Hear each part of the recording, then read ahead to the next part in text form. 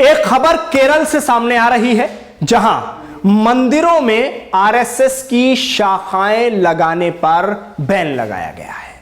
यानी आप समझिए, मंदिर में आरएसएस जिस तरह से इस्तेमाल करती थी मंदिरों का और मंदिर में अपनी शाखाएं लगाती थी, फिजिकल ट्रेनिंग के तौर पर भी, और उसके अलावा जो वहां उनकी सभा होती थी उनके लिए भी मंदिरों का इस्तेमाल किया जाता था। हर जगह किया जाता है आरएसएस के जरिए। लेकिन केरल में एक बहुत बड़ा फैसला सामने आया है और एक बहुत बड़ा बयान भी सामने आया है।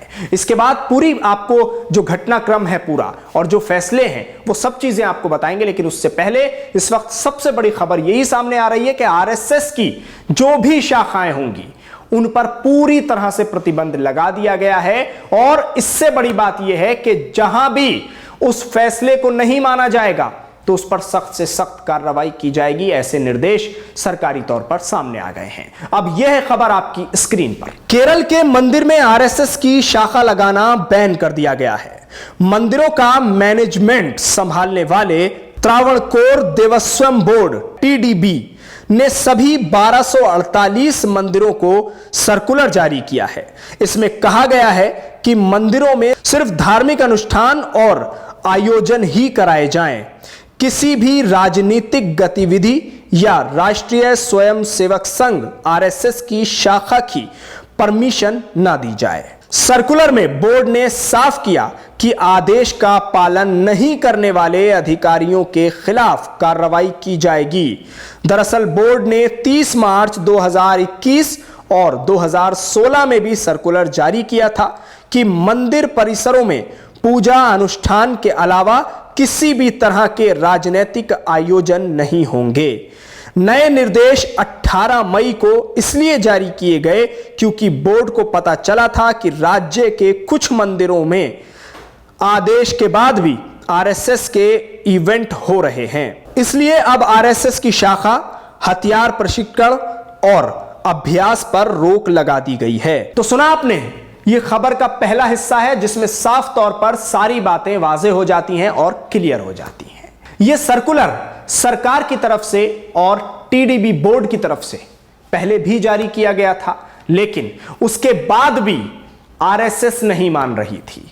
सरकार को यह खबरें मिली, बोर्ड को यह खबरें मिली कि इस तरह के जो आयोजन हैं वो हो रहे हैं और अभी भी हथियारों की जो ट्रेनिंग है वो दी जा रही है आरएसएस के जरिए मंदिरों में, और उसके अलावा उनके जो कार्यक्रम हैं, इवेंट हैं, उनका आयोजन बरकरार है, किया जा रहा है। इसके बाद दोबारा से सर्कुलर जारी किया गया, आरएसएस का बाकायदा नाम लिखा गया, उनके कार्यक्रमों का नाम लिखा गया जो मैंने अभी आपको पढ़कर सुनाया है, और साफ तौर पर कहा गया कि आरएसएस कोई भी शाखा मंदिर में नहीं लगाएगी।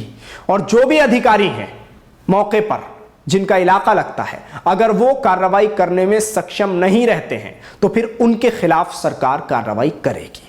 अब आप आगे सुनिए, आगे क्या कुछ खबर में लिखा हुआ है और आरएसएस की शाखा को लेकर आगे क्या कहा गया है। इसमें कांग्रेस ने भी कुछ कहा है, बीजेपी ने भी कुछ कहा है, वो भी आपको दोनों पक्ष हम बताते हैं। आदेश न मानने वालों की TDB में शिकायत करें। TDB के अधिकारियों ने कहा कि सिर्फ आरएसएस ही नहीं, किसी भी संगठन या राजनीतिक दल को पूजा अनुष्ठान के अलावा मंदिर परिसर में कोई भी अन्य आयोजन करने की अनुमति नहीं दी जाएगी। बोर्ड के अधिकारियों को इस तरह की गतिविधियों पर प्रतिबंध लगाने के लिए कदम उठाने और मुख्यालय को रिपोर्ट करने के लिए कहा गया है।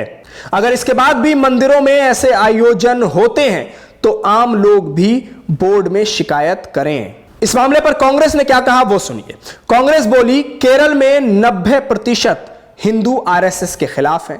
केरल विधानसभा में नेता विपक्ष और कांग्रेस नेता VD सतीश ने कहा कि केरल में लगभग 90% हिंदू संघ परिवार के खिलाफ हैं, इसलिए मंदिर परिसर में किसी भी तरह की गतिविधि पर रोक सही है। यानी कांग्रेस ने तो सरकार के इस कदम को बिल्कुल सही ठहराया है और यह भी कहा है कि 90% हिंदू, 90% हिंदू आरएसएस के खिलाफ हैं, संघ के खिलाफ हैं। अब आगे सुनिए इस पर बीजेपी क्या कहती है। भाजपा ने कहा था, मुख्यमंत्री पारिवारिक हितों की रक्षा कर रहे हैं। मुख्यमंत्री पिनाराई विजयन ने भी मंदिर परिसर में शाखाओं की फिजिकल ट्रेनिंग के लिए आरएसएस की आलोचना की थी। बीजेपी केरल उपाध्यक्ष KS राधाकृष्णन ने मुख्यमंत्री पिनाराई के इस बयान पर कहा था कि पिनाराई अपने परिवार के सदस्यों को संतुष्ट करना चाहते हैं। मुख्यमंत्री अपने दामाद PA मोहम्मद रियाज के धार्मिक हितों की रक्षा करने की कोशिश में यह बोल रहे हैं। तो सुना आपने, भारतीय जनता पार्टी हमलावर है मुख्यमंत्री पर और कहा है कि परिवार के हितों की रक्षा करने के लिए यह कदम मुख्यमंत्री के जरिए उठाया जा रहा है।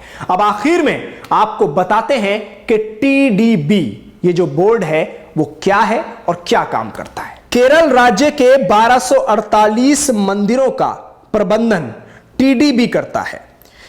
यह एक स्वतंत्र संस्था है। इसका गठन Travancore coaching Hindu religious institution act 1950 के तहत हुआ था। प्रसिद्ध सबरीमाला मंदिर के सभी अनुष्ठान भी इसी बोर्ड के निर्देश में होते हैं। TDB बोर्ड के अध्यक्ष वरिष्ठ CPM नेता के अनंत गोपन हैं। तो कुल मिलाकर बात यह है कि TDB बोर्ड जिसके अंडर तमाम मंदिर आते हैं और वहां का जो प्रबंधन है, वहां की जो मैनेजमेंट है, वो सब कुछ इस इदारे के अंडर आती है और ये एक आजाद इदारा है, इसलिए इसके बारे में भी आपको जानना जरूरी है। तो कुल मिलाकर यह है कि RSS की तमाम शाखाओं पर बैन लगा दिया गया है कि मंदिर में RSS की शाखाएं नहीं होंगी। शुक्रिया आप हमारे साथ इस खबर पर जुड़े। न्यूज़ MX को YouTube पर सब्सक्राइब करें, फेसबुक पर लाइक करें, वीडियो को ज्यादा से ज्यादा शेयर करें। धन्यवाद।